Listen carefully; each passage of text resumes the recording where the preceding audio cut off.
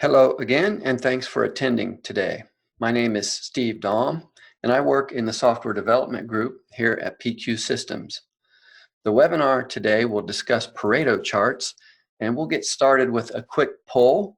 I just have two questions that I will ask. If you would click on the response that best describes you, I will share the results afterwards when, when you've had time to vote. So here's the first question. Go ahead and click on the answer that fits you best. And in just a few minutes, I'll share the results.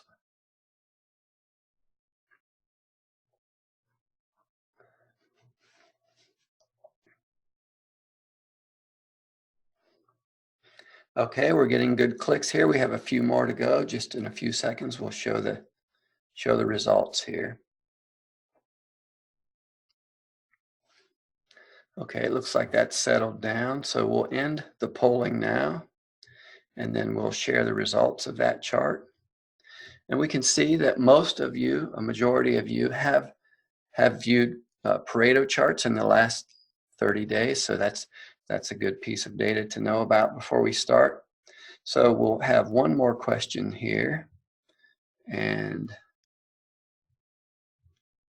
please vote on this one. And we'll do the same thing in just a minute.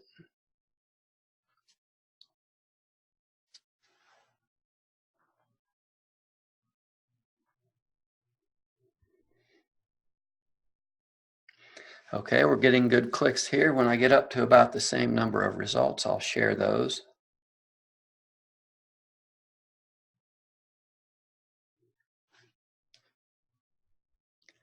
Okay, we'll go ahead and end the polling now.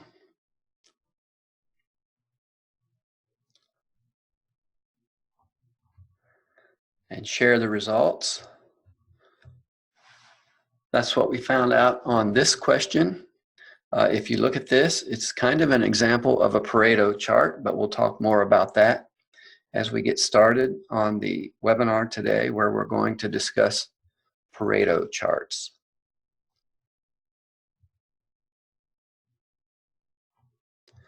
So we'll start with a question. Why do we use charts of any kind, let alone Pareto charts? One reason is that charts can take complex data and make it easy to consume, easy to understand. They can also make communication more efficient. So rather than read through tables and lists of data, we can look at a chart and in the space of a few seconds, get a great deal of information about the underlying data or the underlying process. And we can use what we learned there to start thinking about improvements or taking appropriate action to make things better. So I want you to think about this scenario. We're looking at a chart here. This is not a Pareto chart, but the quality manager for the plant has come into the weekly quality meeting and he has displayed this chart for the group. And the chart is showing the number of line disruptions per month. So when an assembly line stops, that's a disruption. And depending on where you are working on the line, the disruption can be a minor inconvenience or it might be a major problem. But in either case, each disruption is a cost to the company. So the quality manager wants to know, and he asks you, by next week, I want to know about the reasons for these disruptions. And so what you do is you study the problem and you go around the plant and you gather some data based on what happened during August. And what you do is decide to put up a list like this at the next quality meeting. So if you did that, what reaction would you expect? Now, the information is accurate. This is true information about what really happened in August. But is it understandable? Is it a good way to communicate efficiently? I think you can tell I'm leading the witness, but the answer is no. This is not data that's easy to understand. But despite this, we see lots of presentation material where lists like this, list of content or data, are shown in tabular form like this. The interesting thing is, even if the whole team at the meeting focuses on this and carefully reads it, when they're finished, they still won't have a good impression of what's happening in the plant related to these line disruptions. Now, if we think back to what the quality manager showed us, his chart was very clear. It's the number of line disruptions per month. You can see that metric at the top. Across the bottom, you can see the range of dates covered by the chart. And then the data line seems to indicate that these disruptions are increasing, at least in the most current month of August. So this, to be fair to the quality manager, is a good representation of what's going on. And he or she was asking for more information about this. So we'll get back to the disruption data in just a minute, but I want to talk a little bit about the topic today, Pareto charts. These charts are based on the Pareto principle. And what this is a cause and effect pattern of thinking where you see that the minority of the inputs result in the majority of the outputs. Another way to say this is that approximately 80% of the output is generated by 20% of the input. Many of us may know this as the 80-20 rule. It's a rule of thumb, and it was first discovered or invented by an Italian economist, and he did this while he was studying the distribution of wealth in the economy. So it's been with us for a long time, and ever since then, Pareto charts have been a way to visualize data that falls into different categories. Now, one caution I will point out here is that these are rules of thumb. You'll be able to find data sets, maybe in your own workplace, that don't follow these conventions. And so it's a useful rule of thumb, and it's a good generalization to think about, but be careful. It's not a guarantee that all data sets will be arranged like this. So back to our disruption data. Here's our first Pareto chart. And this one answers the question originally posed by the quality manager about what are the reasons for these disruptions that we're seeing. And specifically, we're looking here at August of 2019. A Pareto chart is a special form of a bar chart, which is much simpler.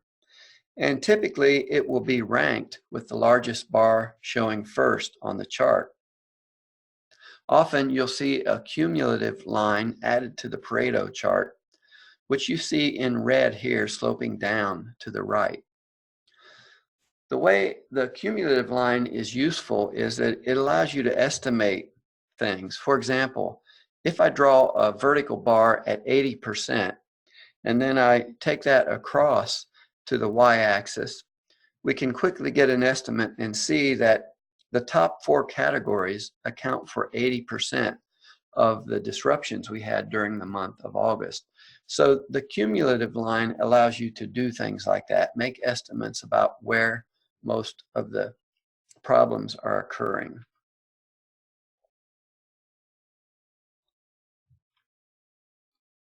This is the same chart without the cumulative lines. You'll see that the bars are horizontal. You may also encounter Pareto charts where the bars are vertical. Just think about standing this chart up to the left. That would be a vertical Pareto chart. Both charts work. I prefer this arrangement because it allows for longer, more descriptive category names on the left, and you don't have to turn your head sideways to read them. Another reason to remove the cumulative line is that if your data happens to be large numbers where the numbers are very close together, you may not be able to see the differences among the categories quite as well if you use the cumulative line, because it takes up some of the space available for the bars. When you give them more space, they have a better chance to express their differences within the plot. So you'll see both versions of the Pareto chart. And typically when you look at a Pareto chart, you're doing so to screen where are the areas or what categories should you be paying attention to. So let's do a comparison here of our original thought of what we might show at the quality meeting and the Pareto chart. I think it's obvious to most of us, the chart is more communicative. It gives us a quick impression of what happened during August. And just based on the counts alone, we can see that motor failures on the conveyor system were by far the biggest reason for our disruptions, with others falling below that. Now, if you compare that to the list on the left, it would be difficult, even if you consumed the whole list, to make that same leap. But the chart allows your brain to take that image in and get some understanding from it in a very short amount of time. Now, Pareto charts are often used as a screening tool in quality improvement. And so in an early step of some improvement project, you would count things and categorize them, and then look at a chart like this to help direct later steps in the project on how to make things better. In this case, the thing we're trying to reduce is the number of line reductions. So this screening tool would give us a place to take our next steps, which was typically going to be the largest bar.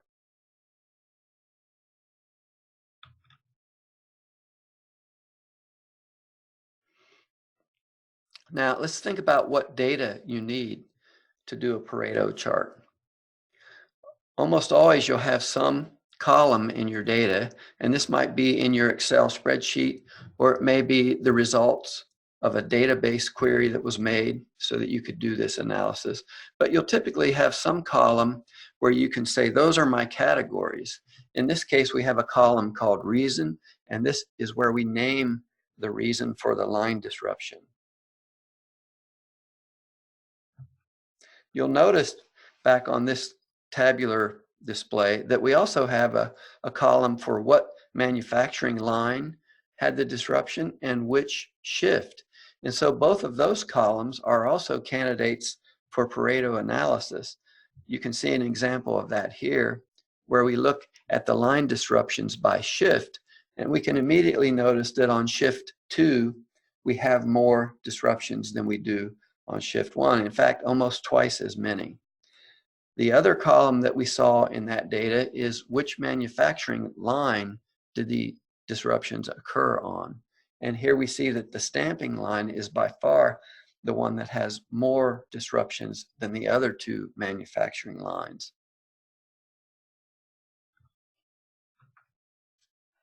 Because well-made charts are so easy to consume and understand, we can still get value from them when we combine them onto one page or in one slide, like I've done on this multi-chart.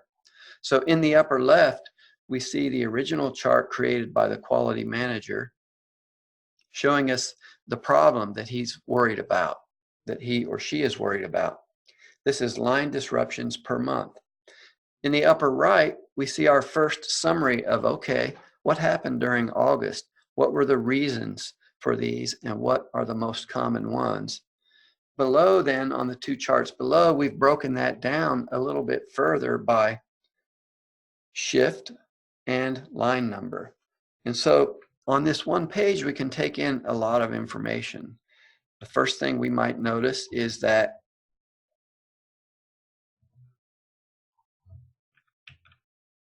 motor failure on conveyors is the biggest reason for line disruptions, at least during August. If we look further, we can see that on shift 2, we had more disruptions than we had on shift 1. And in addition to that, if we look at the production line, we can see that the stamping line had the most disruptions to the assembly process or the production process. So on one page here, we are really taking in a lot of information, and we can get some insight by looking at these four charts together. Now back to the data that you can use for Pareto charts. So far, everything we've looked at just needs a category column, some column that contains the names of the things that you're trying to rank on a Pareto chart. But in addition to that, you may also encounter a count column. So if you do a query from a database, or if you have used tally sheets to gather data during the month about the reasons for the shutdowns, you may have counts that go along with your categories. So in that case, you would say, use this column for categories and use the column on the right for counts. Both of these are valid inputs for a Pareto chart, and they just have different context for how you do the setup. Now, if you want to make a comparison of where your categories come from, you can do that by thinking about one column being used as a grouping column. So here we said reason, that's our category, the same thing we've been looking at all morning. And we've said, I want to group those by what assembly line, which production line created the problem. So let's see what that gives us. The benefit here is that you can do a comparison. You have your categories lined up on the left, and then if you look at the three charts to the right of each category, you can do a comparison. So for example, we could look at the stamping line and notice that operator errors in operating the machine was pretty significant on stamping, but less so on finishing. And if we look in the middle on blank prep, we had no problems of that sort. So using a group by column that may be in your data can give you a better analysis by breaking things down into different groups. All three of these are Pareto charts. The first one on the left is the one that establishes the order, and that order is based on count. Now, another thing to keep in mind when you do a Pareto analysis is that you can get more value from the chart if you have a cost associated with each of the categories you're wanting to make a chart from.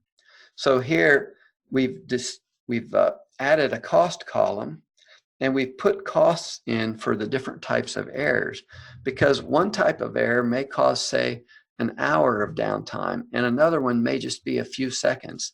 So obviously, the one that has the most downtime is a more expensive problem. And when you analyze for both category and cost, you can often get different insights than you did by just looking at the raw counts. So here we see the result of that analysis. On the right, we see the total counts chart, which is the same chart we looked at when we saw our first Pareto chart. It just looks at the raw counts. But on the left, we have calculated a cost for each one of those. Now, in this case, the biggest problem is still motor failure, but look at the second bar. If we were focused only on counts, we might start down the path of operator error in startup as the next thing to work on. But in reality, the machine programming error is a more expensive error. Maybe it results in more damaged parts. Maybe it results in more downtime before the line can come back up. But if you have the ability to associate a cost with your categories, it can give you a more focused analysis on where you should spend your next efforts to make improvement. Now, cost doesn't always have to be in currency or in dollar value. You could also use the number of minutes of downtime that are estimated for each one of these. You could use some estimate of how many parts need to be reworked, or the estimate of what's the cost to get the plant back up and running when we have one of these. You could even come up with some arbitrary values. For example, you might just, based on your own experience and the experience of your operators, come up with a high, medium, and low. And so you would give high a 3, medium a 2, and low a 1. And that would apply that scale to give you this kind of analysis based on your experience at dealing with these disruptions. One last case I want to talk about when you're looking at Pareto data is this concept of normalizing your data. Let's say that you have 2 production lines, and on one of them you make 30,000 products a day, and on the other one maybe you only make 100 products a day. Well, if you're trying to compare categories, those scales are vastly different. And so when you look at your bars on the chart, they may be very small, just a sliver for the smaller line and bigger for the bigger line. In a case like that, you need to normalize your data, and you do that by looking at a percentage of how many opportunities for failure you have. So here's the same data or similar data to what we saw before, and we've added a column out to the right. And what we do is we calculate a percentage based on this number of cycles. So we had this many errors, but we did this many cycles of work. So that gives us a percentage like this. That allows you to compare vastly different scaled data on the same chart and get something that's meaningful because you're looking at percentages. Now, throughout the presentation this morning, I have typically had counts across my x-axis across the bottom of the chart. When you're looking at Pareto charts, you always have the option of using counts or percents.